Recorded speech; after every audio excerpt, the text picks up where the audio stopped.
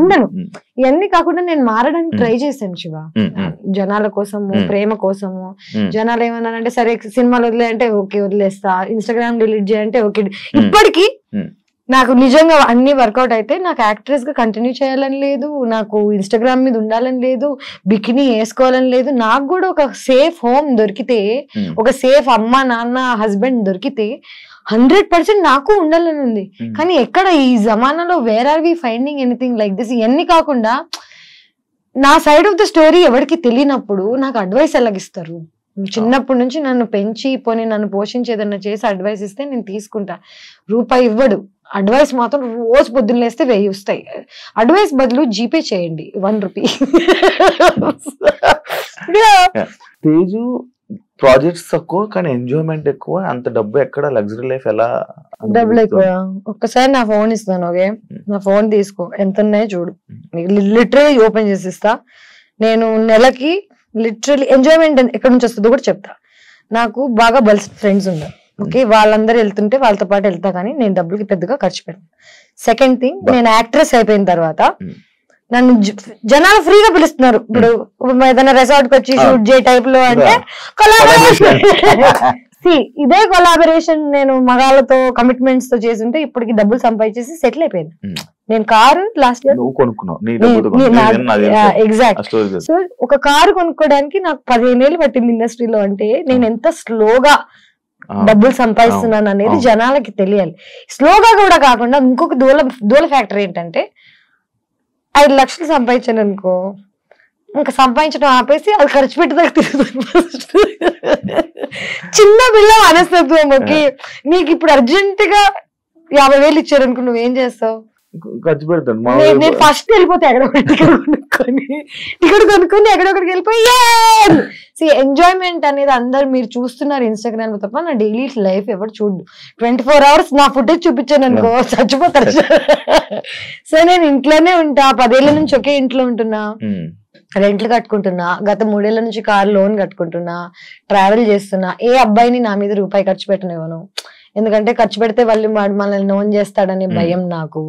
So ఎక్కడికి వెళ్ళినా ఖర్చు నేనే పెడతాను, ఫ్రెండ్స్ నుంచి బాయ్ ఫ్రెండ్ నుంచి అన్నిటి వరకు. సో నా దగ్గర డబ్బులు మిగిలవు, పని స్లోగా వస్తున్నా ఫాస్ట్ గా వస్తున్నా చేస్తున్నా, అందుకే వచ్చింది చేస్తున్నాను శివ.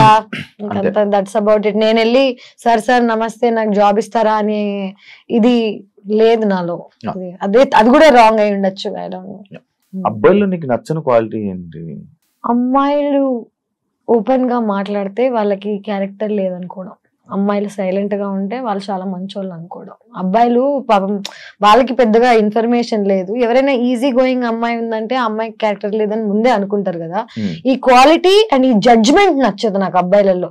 ప్రాబ్లం ఏంటంటే కొంచెం ఇట్లా వాళ్ళు అనుకున్న టైప్ లో ఉంటే then she's a nice girl, వాళ్ళు అనుకున్నట్టు లేకపోతే 100% షీఈ్ బ్యాడ్ క్యారెక్టర్ అనుకోవడం I think is a very bad judgement.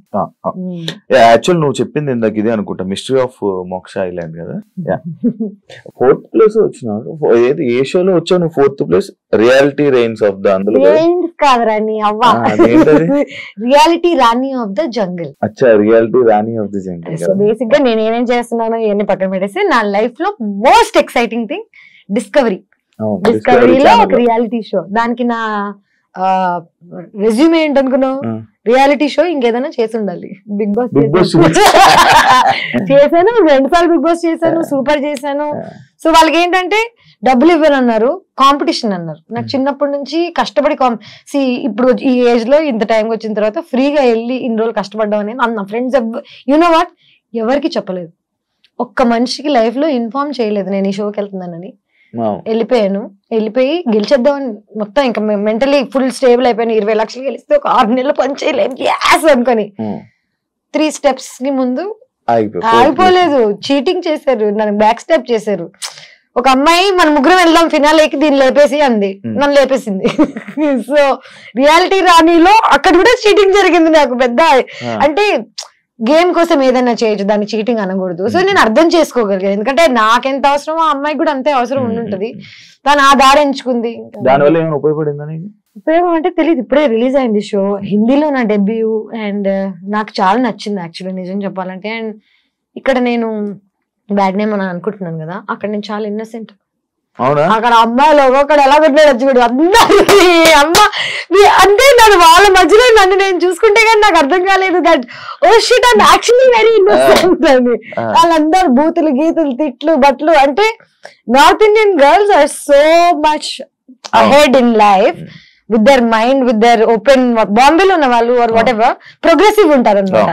అక్కడికి వెళ్ళి నేను ఇన్నోసెంట్ అయిపోయింది. నేను అనుకున్నా అరే అక్కడ నేనే పెద్ద చాపని, ఇక్కడ చిన్న కాదు. అది ఇక్కడ తీసుకురావాలని ఆలోచన వచ్చిందా నీకు? అలా నేను ఇక్కడ ఉండాలి, అక్కడ అలా నేను ఇక్కడ ఉండాలి, ఇక్కడ ఉండాలి, ఇక్కడ ఉండగలను. ఇంత ప్లానింగ్ లేదు నాకు. అది లేకేనా? అంటే చూడు నా లైఫ్ జర్నీలో ఏవేవి ఆపర్చునిటీస్ వస్తున్నాయి నాకు, అవి దండం పెట్టుకుని తీసుకుని వెళ్ళి చేస్తున్నా. రియాలిటీ స్టంట్ షో, ఫుడ్ లేదు, బెడ్ లేదు. ఒక రా గోట్ ఐబాల్స్ తిన్నాను, రా గోట్ పచ్చి గోట్ తిన్నాను రా, పచ్చి గోట్ బ్రెయిన్స్ ఇవన్నీ తినేసి నేను ఎంత కష్టపడుతున్నానో ఎవరికి తెలియట్లేదు. అందరూ ఇంకా బికినీ మీద ఫోకస్ చేస్తే నేను ఏం చేయగలను. ఇవన్నీ చేశాను. ఈ 1 month లో మోక్ష ఐలాండ్ రిలీజ్ అయింది, అర్థమైందా అరుణ్ కుమార్ రిలీజ్ అయింది, reality Rani's of the jungle release అయింది. మూడిట్లో ఎవరికి ఏమి తెలియదు కానీ only bikini everybody remembers. So నా ఇది నా ప్రాబ్లమా మీ ప్రాబ్లమా? అది ఇంకా జనాల్లోకి వెళ్ళలేదు కదా మ్యాటర్. ఎగ్జాక్ట్లీ. ఏదైనా చెడు చేస్తేనే వెళ్తుంది. చెడ అనేది ఇప్పుడు మంచి, ఇప్పుడు బికినీ వేసుకోవడం చెడ నువ్వు చెప్పు నాకు. ఇవన్నీ గోవాలో ఏడేసుకోలే కానీ లేదు. అంటే ఐ ఫీల్ లైక్ మనం ఇంకా చాలా ప్రోగ్రెస్ అవ్వాలి as a society, as a community. మనం ఇంకా చాలా చూడాలి. మనం ఏంటంటే మనం చిన్నప్పటి నుంచి చూసిన సినిమాలు, ఈ టీవీ వీటికే పరిమితం అయ్యాం తప్ప మనం దీన్ని దాటి బయటకు వెళ్ళలేదు. సంక్రాంతి సినిమాలో అయిపోయారు.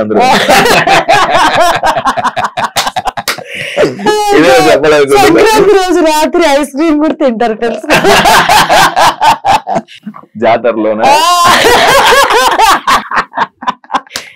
అంటే నాకు I mean an age where right and wrong ఇవన్నీ కలిసిపోయి మీరు నువ్వేమనుకుంటావు నీ ఇష్టం అనుకో, నాకేం పోతుంది చెప్పు నువ్వేమనుకుంటే.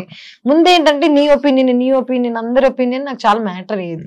ఇప్పుడు నేను ప్రేమిస్తున్న వాడి ఒపీనియన్ కూడా నాకు మ్యాటర్ అవ్వట్లేదు. వాడు నిజంగా ప్రేమించాడంటే హీ హ్యాస్ టు దీన్ని దాటి నన్ను ప్రేమించగలగాలి తప్ప నువ్వు జడ్జ్ చేస్తే చేసుకో మాని. నేను ఇప్పుడు ఎవరిని అందరినీ రిక్వెస్ట్ చేయట్లేదు నా లైఫ్ లో ఉండమని, నన్ను ప్రేమించమని, నన్ను నమ్మమని, లేకపోతే నన్ను చూడమని, సినిమాలలోకి వెళ్ళి నన్ను హైర్ చేసుకోమని ఎవరిని అడగట్లేదు.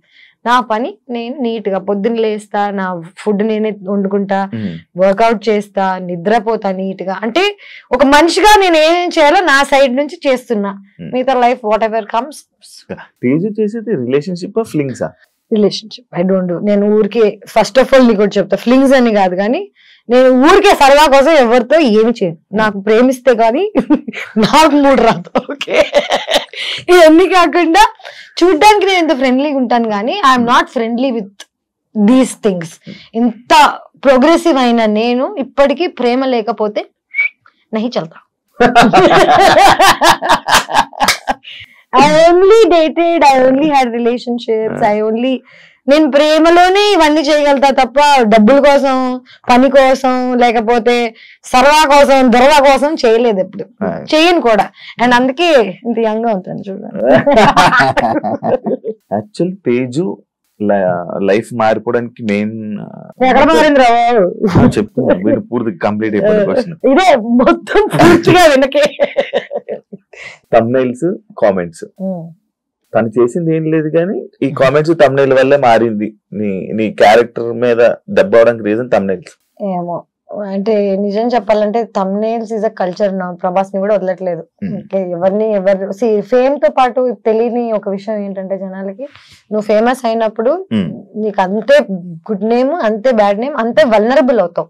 పబ్లిక్ ఇమేజ్ నువ్వు అయిపోయిన తర్వాత జనాలు think your there property. So వాళ్ళ ఇష్టం వచ్చిన నా థంబ్నైల్స్ నా లైఫ్ మార్చేసింది అని అంటున్నావు కదా, నా లైఫ్ కి ఏం చెడు చేయలేదు, ఏం మంచి చేయలేదు. Thumbnails is just one different space. జనాలకి నిజం చెప్తున్నా కదా, నేను రోజు పొద్దున్న లేసి ఎవరితో జీవితం గురించి మాట్లాడితే ఎవరికి ఇంట్రెస్ట్ ఉండదు.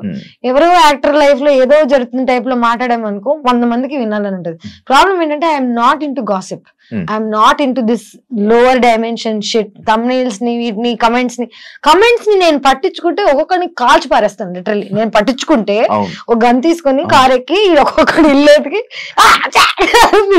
కానీ టు ఫర్గివ్ దెమ్, వాళ్ళని కూడా పాపం వీళ్ళకి ఏం తెలుసు పాపం గొర్రెలు టైప్ లో ఆలోచించి వదిలేస్తాను అనమాట. నాలో ఈ పెద్దతనం లేకపోతే ఇప్పటికి 100% మర్డర్ చేసేదాన్ని. మా కమెంట్స్, మా విన్నర్స్ ఏదో ఒకటి 100% అంటే చిన్నపిల్ల కోపం నాది, కానీ forgive చేయగలుగుతా పెద్దతనంతో. I can do both. ఆయన ఎందుకు ఫర్గివ్ చేయలేకపోయావు? చేస్తా ఆయన కనిపిస్తే మాట్లాడతాను. మేము బీబీ జోడి చేసాము. అవును, ఆయన్నే ఫర్గివ్ చేసాక ఇంకెవరేంటి? ఐఎమ్ వెరీ ఎవరు నాకు వెన్నుపోటు పొడిచినా ఏం చేసినా జస్ట్ కట్టి తీసేసి బయట పడేసి ఇట్స్ ఓకే రా ప్లీజ్ ఇంక మాట్లాడకెళ్ళి జస్ట్ గో. ప్రాబ్లం ఏంటంటే పొడిచి ఆడు కంప్లైంట్ చేస్తుంటారు, అది ప్రాబ్లం. పానీపూరి స్టోరీ ఏంటో నీ అమ్మ నాకు పానీపూరి ఇష్టం అన్నానని చెప్పి దాని అడ్డమైన మీమ్లన్నీ చేసిస్తే, చిన్నప్పుడు ఇంట్లోంచి పారిపోయిన కొత్తలో పానీపూరి తినేదాన్ని ఓన్లీ లంచ్ కి. డబ్బులు ఉండేవి కాదు, డాన్స్ నేర్పించేదాన్ని. హెచ్పిఎస్ కి డాన్స్ టీచర్ నేను. సెయింట్ ఫ్రాన్సిస్ లో చదువుకుంటున్నాను జర్నలిజం. కాలేజ్ లో లాస్ట్ 2 periods ఎగ్గొట్టి హెచ్పిఎస్ కి వెళ్ళి డాన్స్ నేర్పించేదాన్ని. లంచ్ టైంలో అందరూ ఇంట్లో నుంచి లంచ్ లో గొడవ తెచ్చుకుంటే నాకు ఒక పానీపూరి బండి ఉండేది, టైం ఉండేది కాదు. వెళ్ళి 5-10 రూపీస్ పెట్టి ఫటాఫట్ 2.5 years ఓన్లీ పానీపూరి తిన్నా లంచ్ కి, లిటరలీ. అండ్ పొద్దున ఇడ్లీ తినేదాన్ని, ఇడ్లీ ఎక్కడ తినేదాన్నో పానీపూరి ఎక్కడ తినేదాన్నో, రాత్రికి ఒక కర్రీ పాయింట్ లో రోటీస్. సో నేను న్యూట్రిషన్ లేదు నాకు బాడీకి, బక్కగా అయిపోయాను. ట్యూబర్కులోసిస్ వచ్చింది నాకు, టీబీ వచ్చి I had to get in to surgery. అంటే న్యూట్రిషన్ లేకపోతే, ఫ్యామిలీ లేకపోతే మనం అసలు ఎంత వల్నరబుల్ అవుతాం అనేది, సిక్ అవుతాం అనేది తెలిసింది నాకు. అప్పుడు నేర్చుకున్నా నేను, హెల్త్ ఈజ్ వెల్త్. నిద్రలు లేకుండా, తిండి లేకుండా పని చేయడం మానేసా. That's my panipuri story. And panipuri నాకు ఏం గుర్తు చేస్తుంది చెప్పనా? నేను ఎక్కడి నుంచి వచ్చానో గుర్తు చేస్తుంది. ఇప్పటికీ పానీపూరి తింటే my favourite thing to do. నాకేంటంటే పానీపూరి తిన్న వెంటనే అంటే ఎంత ప్రాబ్లంలు ఉన్నాయి, ఇప్పుడు ఏ బాధలు ఉన్నాయి, ప్రశాంతంగా ఉంటది. ఇంకా నువ్వు పానీపూరి తినుకుంటే ఇక్కడ దాకా వస్తుంది అబ్బా. So it's very great feeling. నిజం చెప్పాలి, panipuri is a feeling. Time చాలు. నో మోటివ్, అదే నా లైఫ్. మోటివ్ ఉంటే నాకు తెలిసి చాలా బాగుండేదేమో. అందరు నీ గోల్ ఏంటి, నీ మోటివ్ ఏంటి, నువ్వు ఎలా బతుకుదాం అనుకుంటున్నావు, ఏం చేద్దాం అనుకుంటున్నావు, నాకు తెలియదు భయ్యా, నాకు తెలియదు. నేను రోజు పొద్దున్న లేసి ఈ రోజు ఇక్కడికి వెళ్ళాలి, ఇప్పుడు ఈ రోజు నా పొద్దున మోటివ్ ఏంటో తెలుసా? టైం కి నీ దగ్గరికి రావాలి, టైం కి ఇంకొక ఇంటర్వ్యూకి వెళ్ళాలి, నేను వీటన్నిటి మధ్యలో ఫుడ్ తినాలి.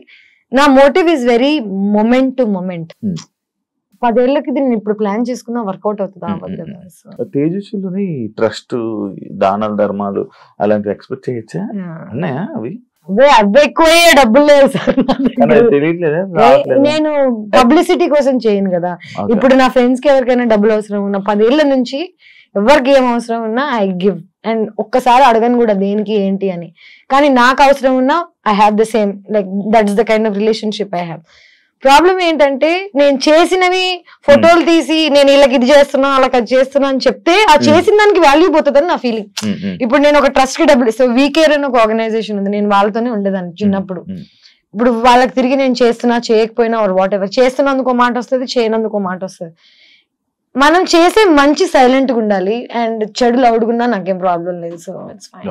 2024 లో తేజుకి మొత్తం ఇన్స్టా కొలాబరేషన్ లోనే డబ్బులు ఎక్కువ వచ్చాయి. 100%. నా జీవితం అంతా 30 lakhs వచ్చింటాయి ఈజీగా. బిగ్ బాస్ లో తెలుసు 30 lakhs వచ్చాయి ఓన్లీ ఇన్స్టా. అంటే నెలకి నేను 3 పోస్టులు అనుకో, 10 నెలలు అనుకో, 10వ నెలలో ఉన్నాం ఇప్పుడు. అవును, 3 పోస్టులు అనుకో. అంటే దీని 30 lakhs నా ఎంటైర్ ఎర్నింగ్స్ చెప్తున్నా, ఉట్టి ఇన్స్టాగ్రామ్ కాదు. బట్ నిజం చెప్పాలంటే that's the least I earned in a year. Bigg Boss కి వెళ్ళినప్పుడు దానికన్నా ముందు ఒక 5 ఏళ్ల క్రితం నేను ఇయర్లీ 50 lakhs సంపాదించేదాన్ని.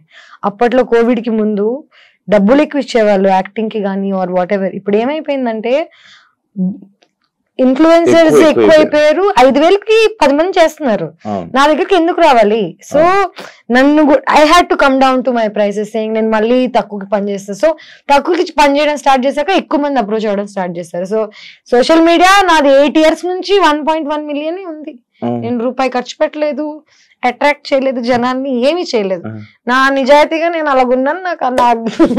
నీకు గుర్తుందా ఆ లైక్లు పడేటప్పుడు నేను చెప్పాను, మనకు పడాల్సిన లైక్లు మనకు వచ్చేస్తారా పెట్టుకొని లైఫ్ లో అదొక్కటి బిలీవ్ చేస్తాను నేను. మన పేరు మీద రాసున్న డబ్బు, అబ్బాయి, ప్రేమ, బాధ అన్ని మనకు వస్తాయి. ఆపలే ఆ లైక్ స్టార్స్ కి మన ఇద్దరు క్యాపిటల్ లోకి వెళ్ళి నేను లేపింది. నువ్వేనా? నేను కాదు, అదే లేపింది కదా, నేర్చుకుని వెళ్ళిపో. గుర్తులేదు నేను విషయం పెట్టి సొబ్బుసాడు అన్నట్టు.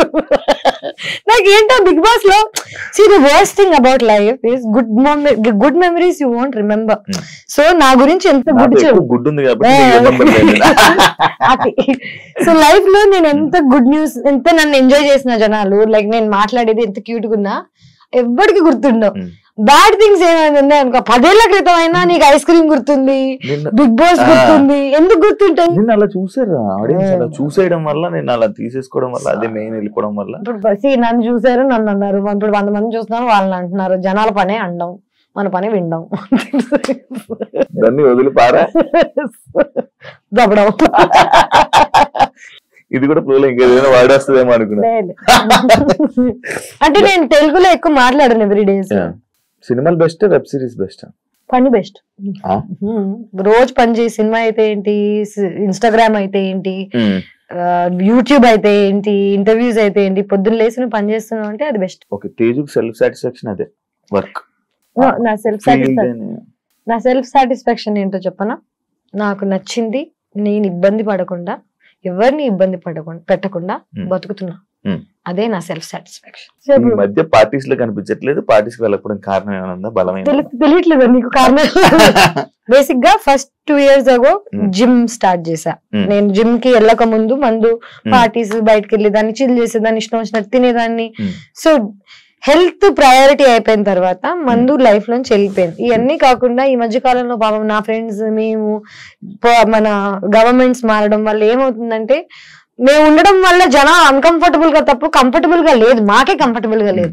సో బయటకు వెళ్ళి అన్కంఫర్టబుల్ గా ఫీల్ అయ్యే కన్నా ఇంట్లో 2 drinks తాగేసి ఫ్రెండ్స్ తో చిల్ చేసి పడుకోవడం is a better, house parties is a better scene అని నాకు అనిపించింది. ఇవన్నీ కాకుండా ఇంకెన్ని రోజులు వెళ్తాం హైదరాబాద్ లో బయటికి? చిన్నప్పటి నుంచి వెళ్తానే ఉన్నాం కదా. ఇప్పుడు బయటకు వెళ్తాను, కానీ ఇండియా బయటకు వెళ్ళినప్పుడు వెళ్తాను అంతే. ఎవరికి భయపడతావు? ఎవరికి భయపడను యాక్చువల్లీ, అదే ప్రాబ్లం.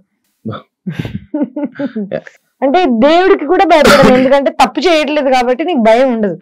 దొంగోడికి పోలీస్ అంటే భయం ఉంటది, పాపం చేసేవాడికి దేవుడు అంటే భయం ఉంటది. నాకు ఏది లేదంటే నేనేం చేయట్లేదు బ్రో. Thank you Teju.